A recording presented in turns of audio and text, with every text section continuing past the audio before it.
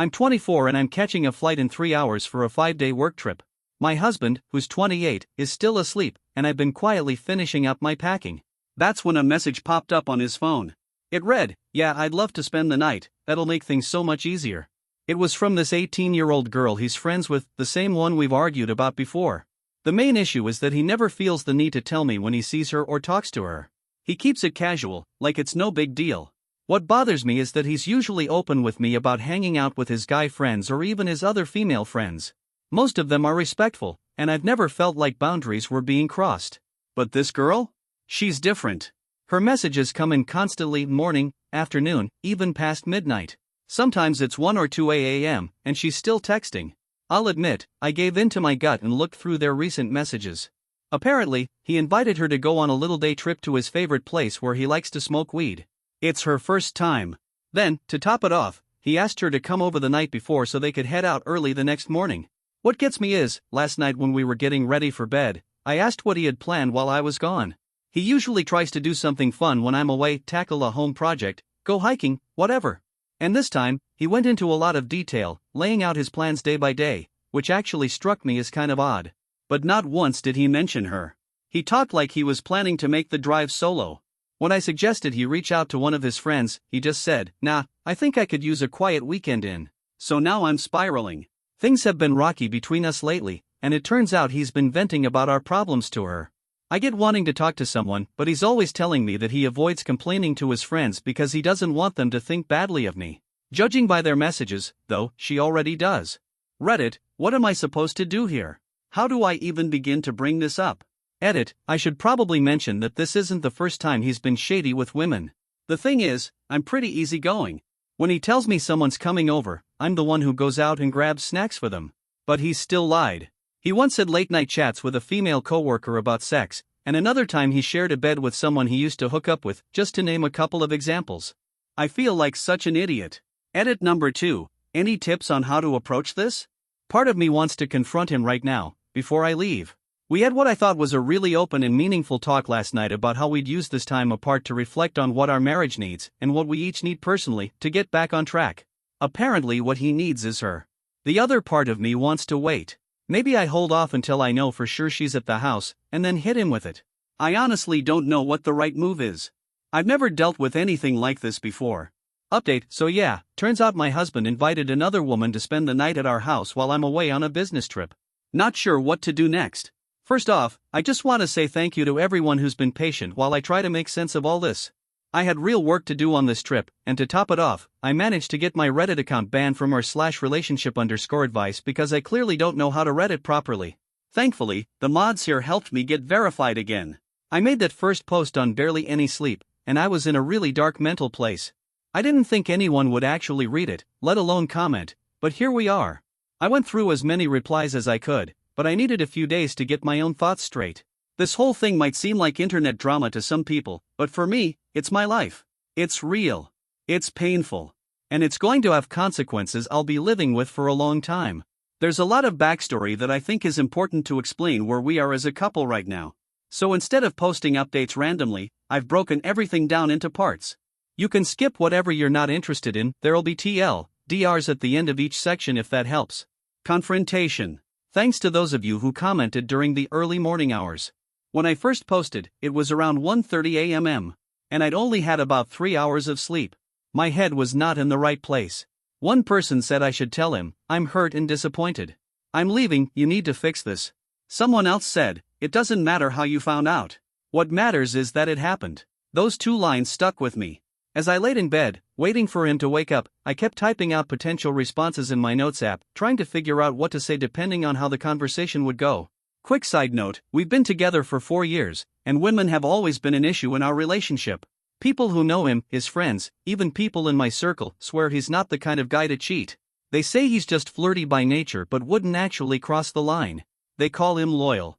But still, he's had a history of keeping things from me, not because he's doing something wrong, but because he thinks I'll get upset. And honestly, I'm not the jealous type. I wouldn't have cared if he'd just been honest about inviting her over. What I do struggle with is when he lies. I haven't always reacted well when I find out. That's why I wanted a plan before bringing it up. And I'll admit, I did something I'm not proud of. I set it up so that his iMessages would come through to my iPad. I know all his passwords, so I deleted the notification emails and just added his phone number. We don't have any cameras in the house, and I needed a way to see if he was being honest while I was gone. When he finally woke up, I gave him one last chance. As I was grabbing my suitcase, I casually asked again what his plans were for the weekend. He gave me this detailed rundown, day-by-day activities, once again completely leaving out that this girl was staying over or that they were driving to Colorado together. I was furious. The night before, we'd had a huge argument, and he said something that cut deep. You don't trust me. I've done nothing to deserve it, but you still treat me like I'm sneaking around. That stung. Especially since we'd been working on things in therapy. I thought I'd been doing a good job letting go of old habits, like checking his phone, which I hadn't done in months. It used to make me feel ashamed and paranoid. And yet, here I was again, standing in our room, watching him lie straight to my face. So I said it, I know you're lying. I know you're not going to Colorado by yourself. And I know you invited an 18-year-old girl to sleep in our bed while I'm away. Then I just stood there, waiting. The room was silent. He took a long breath and said he had 2 questions. First, how did you find out? Doesn't matter. I know. Second, did you already know last night when we talked? Side note again, our relationship's been on shaky ground for a while. We both struggle with mental health. He has ADHD, depression, and PTSD. I have PTSD, anxiety, and a bunch of chronic health stuff. His temper's bad. It's not physical, he doesn't hit, but he yells, throws stuff, punches walls. And yeah, it is emotional abuse. I didn't fully recognize it until a recent fight, where I asked him to stop screaming at me. I was finishing up my packing when he looked at me and said, "You can multitask." Yeah. I know. He comes off cold like that sometimes, and when he's in that headspace, it's like dealing with someone completely different. It's very Jekyll and Hyde. But when he's calm and being sweet, he's honestly the most loving man I've ever known. That's the version of him I fell for. And even now, even with all of this going on, a part of me still cares about him deeply, even while another part is starting to accept that I don't deserve the way I've been treated. The night before my flight, we had this really emotional, heavy conversation. I told him I could tell he wasn't happy. I knew he'd been struggling. I actually suggested that maybe he should go back home, several states away, for a few months to get some space and figure out what he needed. I told him that no matter what happened between us, whether we worked things out or got divorced, I'd always root for him. I meant it. I said I'd always love him, and that even if we split, he'd still be part of my family. We've been through a lot. Some of it together. Some on our own. By the end of that talk, we were both in tears. And here's the part that really stings. I actually told him, if being with someone else would make him happy, then I'd let him go. I said I'd still be his friend. I didn't mean it as a free pass to hook up with an 18-year-old while I was gone. So yeah, maybe that explains why I was so blunt the next morning when I said, no, I didn't know during our conversation last night. And now I feel like the biggest fool alive. Like I just handed my husband permission to sleep with a teenager. He tried to defend himself, said it wasn't like that. I just went quiet. Then I told him flat out, you're a smart guy, but if you honestly don't see that this girl is trying to get in your pants, then you're a damn idiot. I brought up the texts she sends, stuff about taking bubble baths, and the way he shares all our relationship problems with her, when he won't even open up to most of his own friends about me. You're telling an 18-year-old girl about all the stuff we're going through? I asked. Really? That's when he said he'd cancel their plans. And I told him, that's not my call to make. That's yours. I don't even care if you go with her at this point. I'm hurt. I'm leaving. I just need you to take a long, hard look at where your priorities are. Because right now, they're not with me. They're with your teenage crush. He kept repeating that he should have told me, but he didn't want me to feel guilty about him spending time with a friend. He claimed I should have known nothing would happen. I asked him straight up, do you love her? He immediately said no. That it's not like that at all. He even admitted that half the time, he finds it exhausting talking to her every day because she's so immature. I told him he was delusional if he thought she didn't have feelings for him. He pushed back, of course, and I shared something personal. I told him that when I was 18, I had a crush on a 28-year-old. We went on one date, but the second he found out my age, he backed off completely. I said it was fine, we could stay friends. But I still did everything I could to try and get him to fall for me. That shut my husband up. He didn't say anything for a long time. Eventually, he drove me to the airport. He apologized. A lot. But I just felt numb. Maybe it was heartbreak, I don't know. But after everything we've been through, I think I just reached my limit. The fallout. We agreed to take the 5 days I'd be away to really think.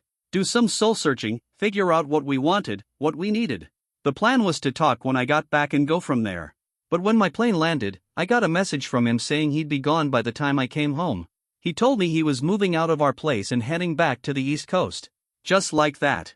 He said he was sorry for leaving me to handle our upcoming move by myself, but that he honestly thought I'd be better off. He was taking the car so he could drive back, but promised to leave all the money in our accounts, minus what he'd need for gas. He said he was sorry for keeping things about her from me, but that our conversation the night before had been such a high point for him, and waking up the next day to be accused of cheating was such a low that he couldn't emotionally bounce back from it. He told me he didn't know how to prove to me that nothing had happened, that his intentions were just about having company on the drive, but that it didn't matter anymore. He said he'd leave me alone. I've never felt such a tangled mess of anger, heartbreak, and desperation. I was responsible for coordinating travel for over a dozen co-workers, and suddenly it felt like the air had been sucked out of my lungs. I wanted to scream, cry, break down on the airport floor, but I couldn't. I had people relying on me. I held it together as best I could. A few tears slipped through. I just focused on breathing. And honestly, I'm not proud of how I responded. I begged him not to go. The woman who'd left home prepared for the possibility that he might leave was gone. This was something else. Knowing I'd come home to an empty house, without even saying goodbye, that he was ending our entire marriage via text message after 4 years? I broke. I told him I needed him. Told him he was making a huge mistake. That I deserved more than this kind of ending. It was all the cliches you could imagine. And it was ugly. But he'd made up his mind, and I had a job to do. I had to get a dozen people safely to our final destination, so I couldn't keep texting him back and forth. About an hour later, I got a message saying he'd at least stay until I got home, because of our dogs. No one else could watch them, so he'd wait for me to get back before officially leaving. We planned to talk that night, but it didn't happen. I was overwhelmed, exhausted, physically, mentally, emotionally. From the messages that still came to my iPad and the few updates he sent, I know he canceled with the girl. I also know he had invited her, and that might have been my fault. I'd told him not to be alone. I figured if she did show up, at least I'd know exactly what he chose to do. He did end up talking to his best friend, someone I trust and respect, and they were on the phone for over an hour. That guy is one of the most grounded, decent people I know, and I could tell the conversation had a calming effect. My husband seemed more centered afterward. He told me he'd spend the rest of the week thinking about everything, just like we'd originally planned. We didn't talk much while I was gone. He texted every day. I responded here and there.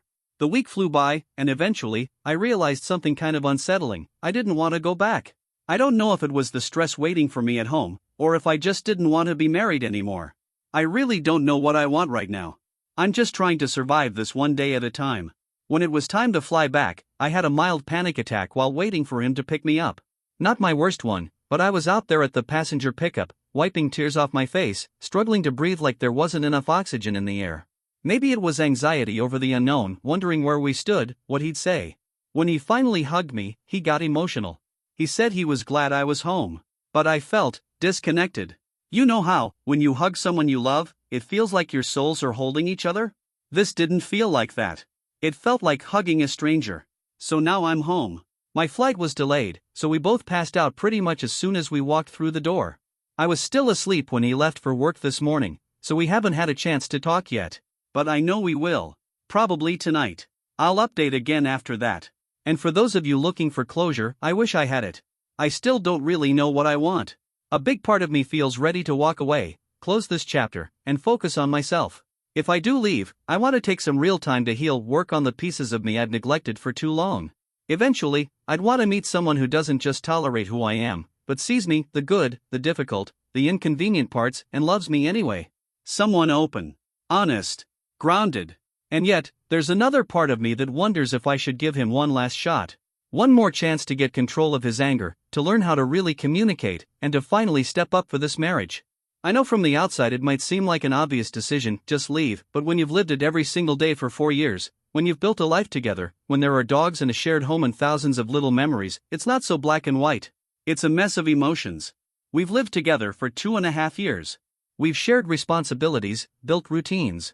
It's not easy to throw all that away, even when you know it might be the right thing to do. But I also know this isn't a choice I can make on impulse or emotion alone. Since I've been gone, he's actually stuck to a routine for once. He hasn't texted that girl at all. He did tell me she stopped by his work and they had a brief conversation. I appreciate that he told me finally some honesty, but not knowing what they talked about still eats at me. If we do try to rebuild things, we're going to need a lot of work, therapy, and time. And right now, I told him it's okay to kiss me on the cheek, but I can't be open or vulnerable with him. Not yet. Not after what's happened and the things he said to me. That level of trust will take a long time to rebuild if it's even possible. And if you're reading this and thinking, he doesn't deserve that chance, I hear you. I do. And I agree to an extent. He's absolutely in the wrong here. But I also know he's been through a lot, mentally and emotionally. I'm not making excuses, I'm just saying I understand the behavior, even if I no longer accept it. He's not a monster, though lately, he's sure been acting like someone I barely recognize. Edit, I forgot to mention, while I was away, I saw another set of messages between them. She told him that when he asked her to scratch his head, it made her nervous. She said, I just didn't want to get myself into a situation I couldn't walk away from. It crossed a line. He responded, saying he understood, that it had always been a comfort for him, but that he respected her decision and admired her for setting a boundary. He even wished her a fun day. When I got home and asked him about it, I said, I really appreciate how open you've been with her even when the conversation was uncomfortable. That actually made me feel like I might be able to trust you again. And then he told me about the head-scratching thing himself. He didn't know I'd already seen the messages, so it felt like, for once, he was choosing transparency. That meant something to me, even if it was small. Update, so? I've heard you. Loud and clear. I just spent 6 hours curled up in bed, crying while reading through your comments. You're right, every one of you. He doesn't want a strong, independent woman. And I need to be one. I called my mom, who's very religious, and I honestly expected her to be against the idea of divorce. But to my surprise, she echoed many of the same things you all said. Almost word for word. We sat down and made a plan together, a plan for both the best and worst case outcomes. I'll be talking to him tonight when he gets home. In the meantime, I'm meeting a friend for coffee to clear my head. I've been putting myself last for so long that it's time I took just 1 hour for me. Also, don't panic, I never unpacked last night. If I need to leave tonight, I can. I've got 9 amazing people on call, ready to help me move or just sit with me if I need emotional support. My essentials and valuables are still packed. I plan ahead, just in case. Final update. To everyone who's been following this, thank you. I didn't expect my posts to reach so many people, and I definitely didn't expect the kind of love, encouragement, and hard truths I've received. Even to the people who were blunt, who told me I needed to wake up and stop being so passive, thank you. I needed that too. Here's the truth, we can't move forward. He's broken my trust too many times. And rebuilding trust shouldn't look like cross-examining your spouse every time they leave the house. That's no way to live. We're both too damaged, too hurt, and too wrong for each other right now. Honestly, I don't think either of us should be in a relationship, not with anyone, until we've done some serious healing. I don't believe he's a horrible person. But he's been a bad partner. And those two things can coexist. Like a lot of you said, someone can be decent deep down and still not be good for you. Last night, I lost my nerve. I was scared of saying goodbye forever. I told him we should just take a break, that he should go back home and we'd work on ourselves. We both cried. But afterward? I didn't feel relief. I felt stuck.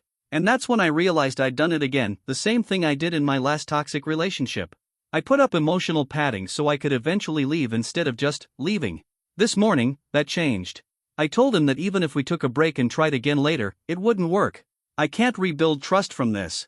I can't become the version of myself he wants, especially when that version isn't someone I want to be. We've been fighting so hard to fix things that we never stopped to see that some things are just too broken. There were more tears, but he took it surprisingly well. We've agreed on a no-contest divorce.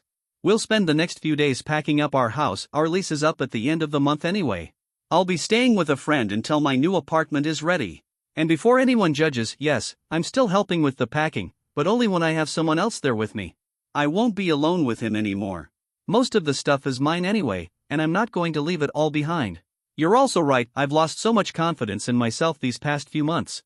There's a long road ahead, and I need to work on me before I can even think about love again. I've already booked 2 therapy sessions for this week. This man isn't some evil monster.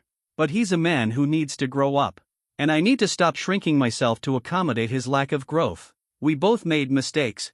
And instead of feeling sorry for myself, I'm going to carry those lessons with me. I've always been the kind of person who bounces back. It's just the leaving part that's always been the hardest. Thank you all for helping me finally do that. I wish him the best. I don't have any hate in my heart. I just want to move forward in peace. I know how easy it is for women, especially those who've been manipulated or emotionally abused, to go back, even when they know they shouldn't. I've talked with my family and closest friends over the last 2 days. I never used to share much about the reality of our relationship, I was too ashamed. People always thought we were the perfect couple. But I've told them everything now. And I've made it crystal clear, if I ever try to go back, they're not to let me. No exceptions. I don't think I'll fall back into that trap, but just in case, I wanted to put it out there. Edit, and a final thought. I shared this partly for myself. I needed that brutal but loving wake-up call that this community is so good at delivering. But I also shared it for anyone else who might be in a similar place, someone feeling stuck, unsure, afraid to leave because it's not that bad, or what if I regret it? If you see yourself in any part of my story, please know you're not alone. And if you want to talk or need someone to lean on, feel free to reach out. We're in this together. Red Heart.